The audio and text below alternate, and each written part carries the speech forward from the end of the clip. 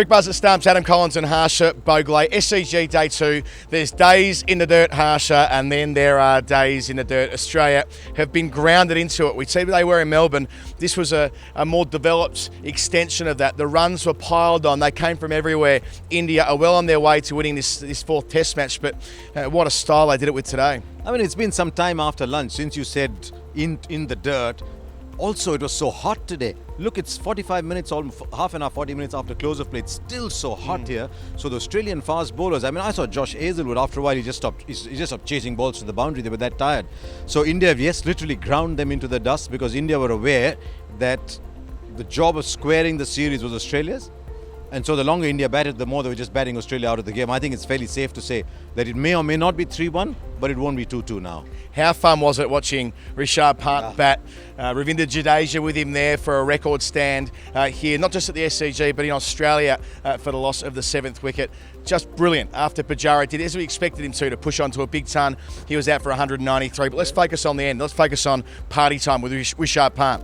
It always happens, doesn't it? The civil engineer, the contractor puts in all the concrete, puts in all the pillars, creates a structure, and then the interior decorators come in to have great fun. And that's what Rishabh Pant and Jadeja did. They scored at 5.5 in over because it was a perfect time. India needed those runs on the board, but the runs were easier to get. I mean, there's never easy runs in Test cricket, but those were slightly easier to get than Pujara's runs. But there are different people play different roles. And because Pujara did that, Pant could do that. But don't take anything away from 159 not out. This is not 62.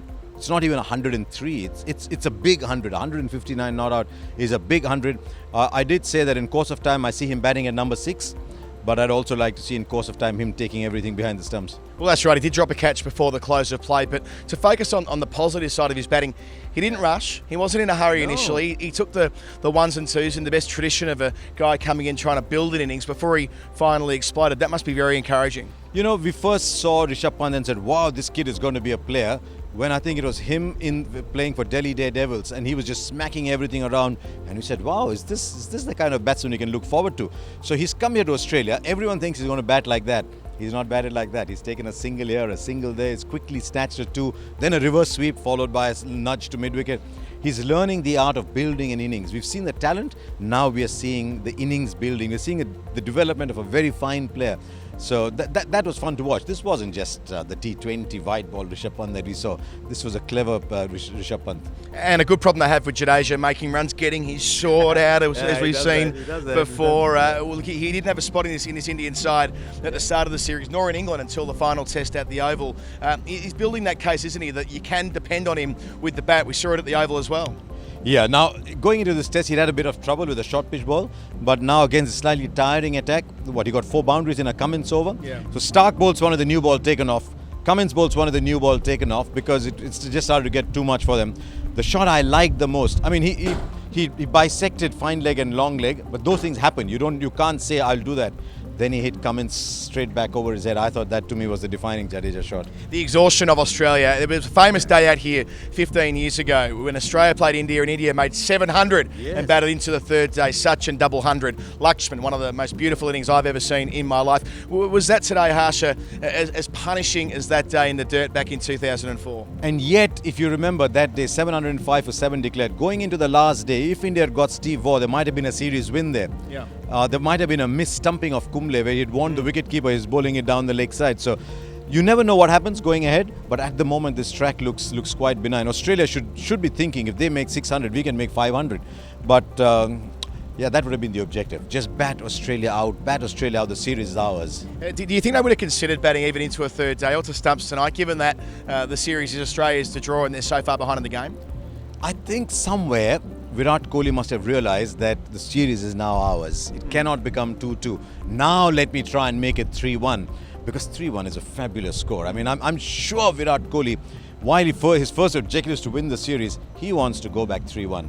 And finally, a word for Cheteshwar Pujara. Made 193, so he passed 150 today.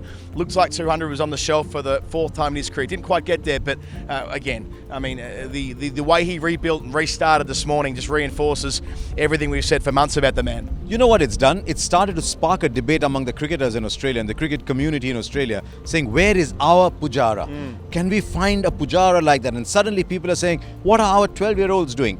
at 12, you're saying you can only play so many overs, but at 12, Pujara made 300 from 500 deliveries with 36 fours, because people are now pulling out Pujara stats at 12 and 14. And here's a guy who's just quiet, doesn't crave the limelight, and suddenly he's thrust into it. But he's opened up a debate. I think it's just fantastic what he's done. He's built India's innings there.